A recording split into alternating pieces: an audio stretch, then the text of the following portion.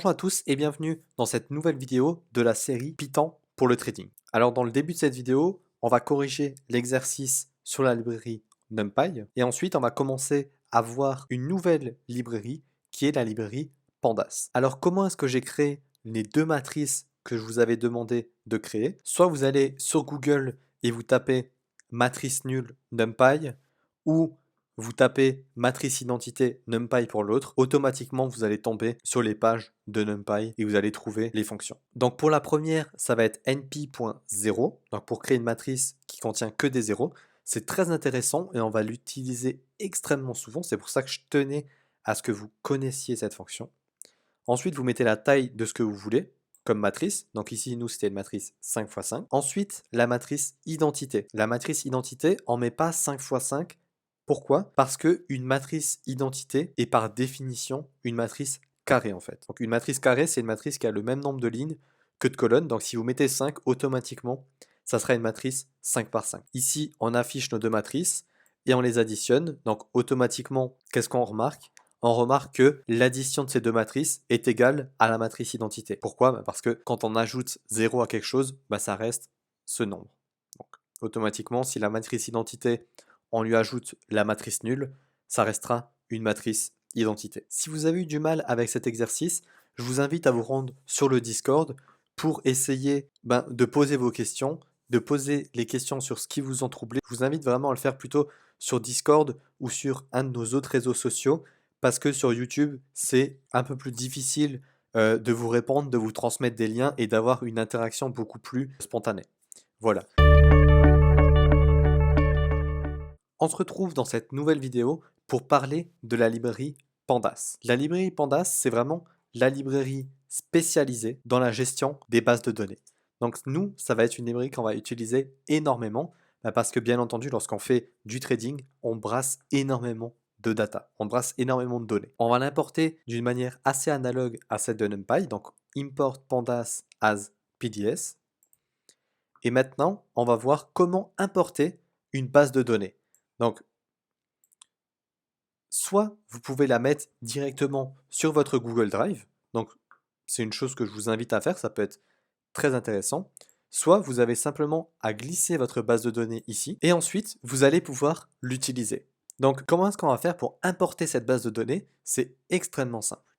On va créer une variable qu'on va appeler base de données, tout simplement, et on va prendre le chemin d'accès de notre fichier. On va le copier, et on va simplement faire pds.readCSV pour ouvrir notre fichier CSV, et on copie le chemin du fichier.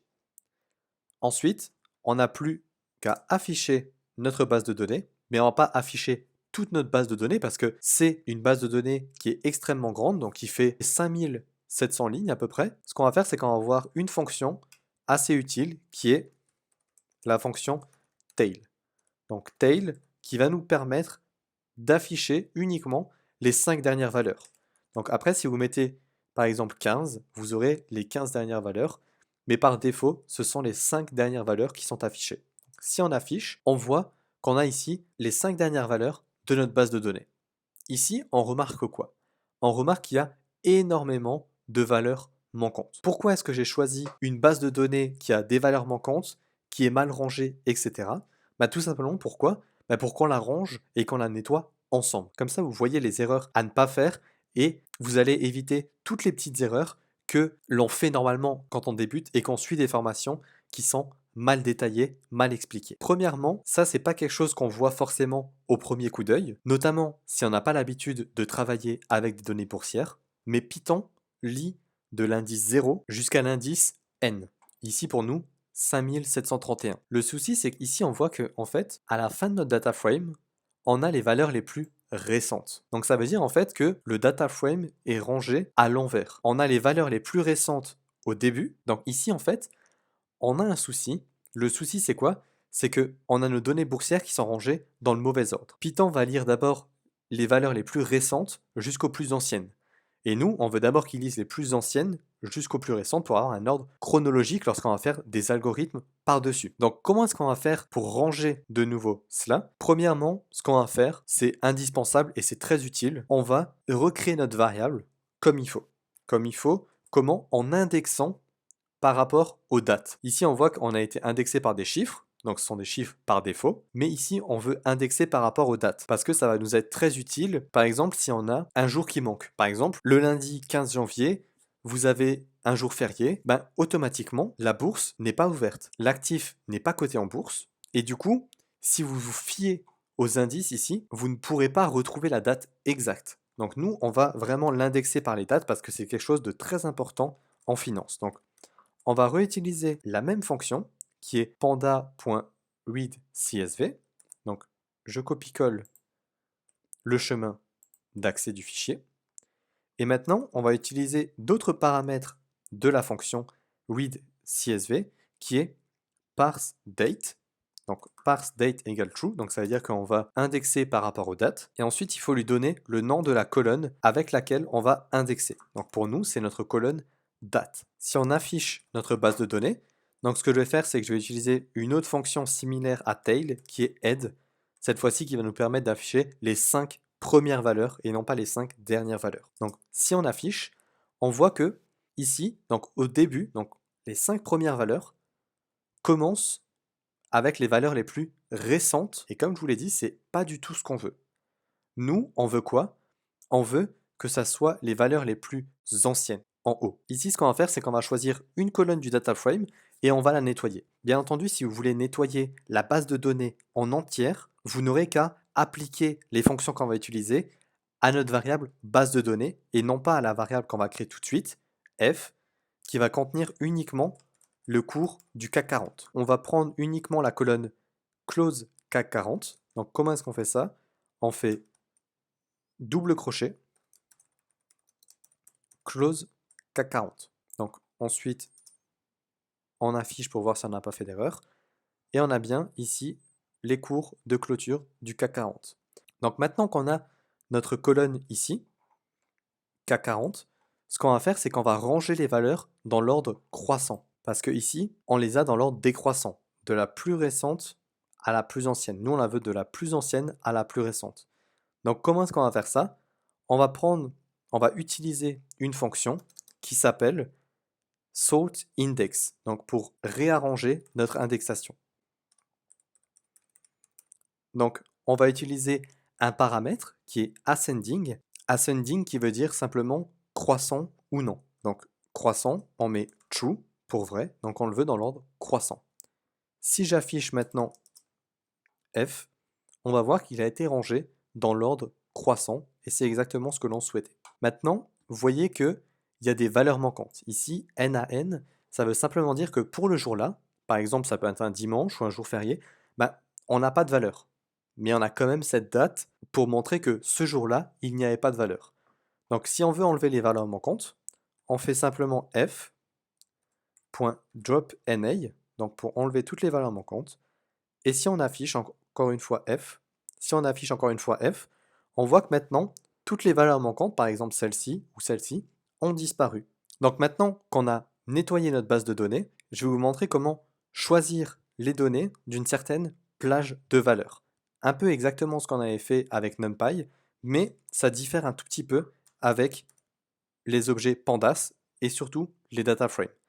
Donc on fait f.iloc, on ouvre les crochets, et là ça se passe exactement de la même manière que pandas. Par exemple, si je veux les valeurs de 0 à 1500, ici il n'y a qu'une colonne, donc automatiquement on va prendre toutes les colonnes. On aura les 1500 premières lignes de notre colonne close K40. S'il y avait eu plusieurs colonnes et qu'on avait voulu choisir d'autres colonnes, on aurait pu ici rajouter des chiffres. Par exemple, si je mets 0,1, j'aurai encore la colonne close K40. Maintenant, on va voir quelque chose de très utile et de très simple, qui est le fait de convertir un data frame, donc les matrices ici un peu beaucoup plus visuelles que vous voyez depuis avant, en un objet NumPy, donc comme les matrices qu'on avait ici. Pourquoi? Parce que la plupart des librairies de machine learning, par exemple, vont préférer avoir en entrée un objet de type NumPy plutôt qu'un objet de type Pandas. Tout simplement. Donc, comment est-ce qu'on fait ça? On fait f.values, Donc on veut simplement les valeurs de f en fait. Et là, on a notre matrice sous une forme NumPy. Maintenant, si on veut afficher nos valeurs sous forme d'un graphique, ça a plusieurs avantages. Par exemple, on fait f.plot. Ici, on voit notre graphique. Ça peut nous aider, par exemple, à voir des valeurs aberrantes. Si ici, on avait une valeur pendant un jour, il faudrait chercher sur Internet et essayer de voir ce qui s'est passé. Parce que c'est une valeur trop aberrante qui diffère trop de la valeur de la veille et du lendemain. Et du coup, ça se peut que c'est simplement une erreur dans nos données. Et maintenant, il nous reste encore une seule fonction à voir sur Pandas, qui est le calcul des pourcentages de variation. Donc, les pourcentages de variation, ils sont hyper simples à calculer avec Pandas. On a simplement besoin d'utiliser une fonction, donc je vais créer un nouveau data frame en utilisant notre ancien data frame auquel je vais appliquer la fonction pourcentage change 1. Donc ça veut dire qu'en fait on va faire le pourcentage de variation à chaque fois entre chaque ligne. Donc si j'affiche pourcentage change, on voit que ici on a les pourcentages de variation pour chaque jour. Donc c'est très intéressant parce que en trading notamment, on travaille uniquement avec des pourcentages de variation et non pas avec les valeurs absolues. Je vous ai laissé ici un exercice qui consiste en fait à prendre un actif de votre choix dans la base de données que vous pourrez retrouver en description de cette vidéo, de le nettoyer et d'afficher tout simplement son graphique. Donc j'espère que cette vidéo vous a plu. Je vous invite à aimer, partager la vidéo et je vous dis à la prochaine dans la vidéo suivante dans laquelle on va parler un peu d'indicateurs techniques avec Pandas.